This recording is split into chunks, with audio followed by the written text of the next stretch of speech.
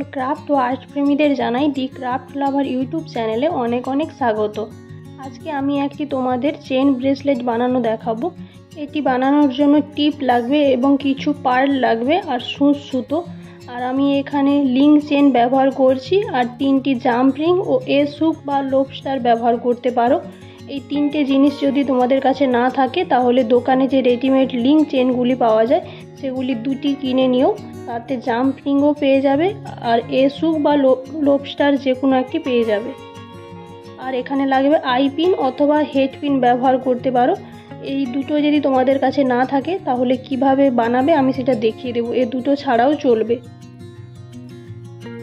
আর লাগবে fabric glue. Fabric গ্লুর বদলে তোমরা হট গ্লু অথবা ফেভিকুইক ব্যবহার করতে পারো, আর কাটার আর প্লাস।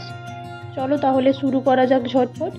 এইভাবে টিপগুলিকে তোমাদের হাতের পজিশানে এইভাবে বসিয়ে নেবে এবং ব্যাক সাইডে একটি টিপ এরকম লাগিয়ে নেবে। এখানে আমি টিপটা ব্যবহার করছি মাপ নেওয়ার জন্য, মাপ নিতে সুবিধা হয় এই রকমভাবে বসিয়ে দিলে। তারপরে উল বা সুতো দিয়ে এই রকম আঙুলের পেছন দিককে ঘুরিয়ে মাপ নিয়ে নাও। তারপরে যেভাবে আমি মাপ নিচ্ছি সেইভাবে মাপ নিয়ে উল বা সুতোকে কেটে নাও। এই রকম করে মাপ নিয়ে চেনটা কাটতে খুব সুবিধে হয় আমার। তোমরাও একবার ট্রাই করে দেখতে পারো এই প্রসেসটা।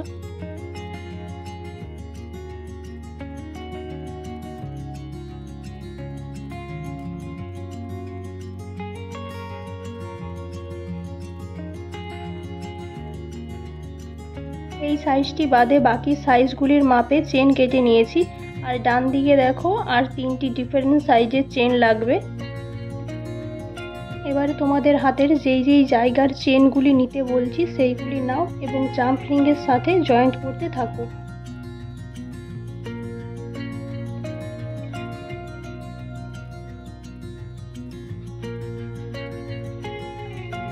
এটা প্রথমেরটা যেহেতু আঙ্গুলের পেছন দিক দিয়ে রাউন্ড হয়ে এসেছে তাই এর দুদিকই জাম্প রিংয়ের মধ্যে ঢুকিয়ে দেব। তারপরে ছোট চেনটির এক সাইড জাম্প রিংয়ের মধ্যে ঢুকিয়ে দিচ্ছি। এরপর জাম্প রিংটাকে লক করে নেব। এরপর দেখো আরেকটি জাম্প রিং নিয়ে 3টি যে ডিফারেন্ট সাইজের চেন কেটেছিলাম সেগুলি ঢুকিয়ে দেব।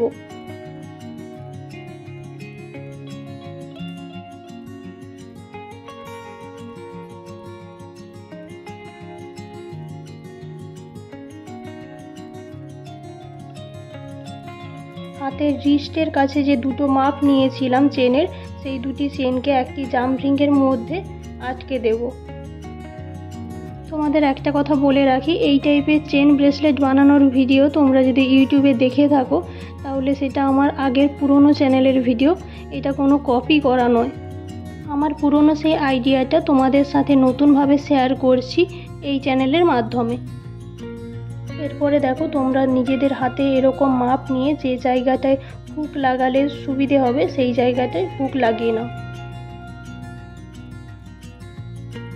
আমি এখানে এস হুক লাগাচ্ছি, তোমাদের আগেও বলেছি এস হুকের পরিবর্তে তোমরা লোবস্টার ব্যবহার করতে পারো।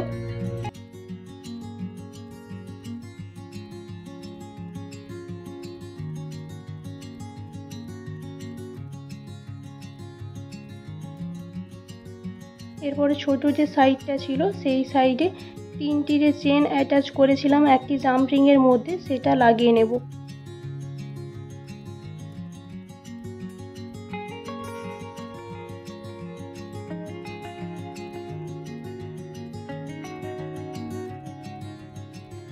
এরপরে শুধু বাকি থাকলো এই পোর্শনটা যেটার মাপে চেন কাটা হয়নি। এখানে কিছু পার্ট লাগাবো, তার জন্য একটি সুঁচ সুতা নিয়ে উপরের দিকে চেনটার শেষ প্রান্তে এইভাবে সুতোটাকে লাগিয়ে নাও। তারপরে কিছু ডিফারেন্ট সাইজের পার্ল এখানে গেঁথে নিচ্ছি।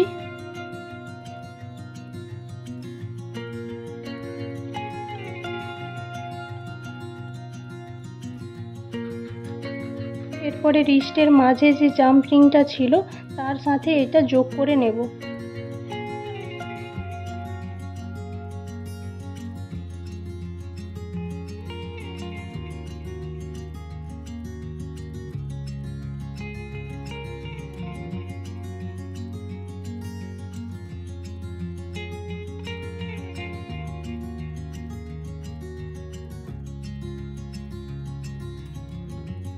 তারপরে এখানে যে 3টে ডিফারেন্ট সাইজের চেন নিয়েছিলাম, এর শেষ প্রান্তে আইপিনের মধ্যে একটি পুঁতি কাঠি লাগিয়ে এই রকম ঝুলিয়ে দেব।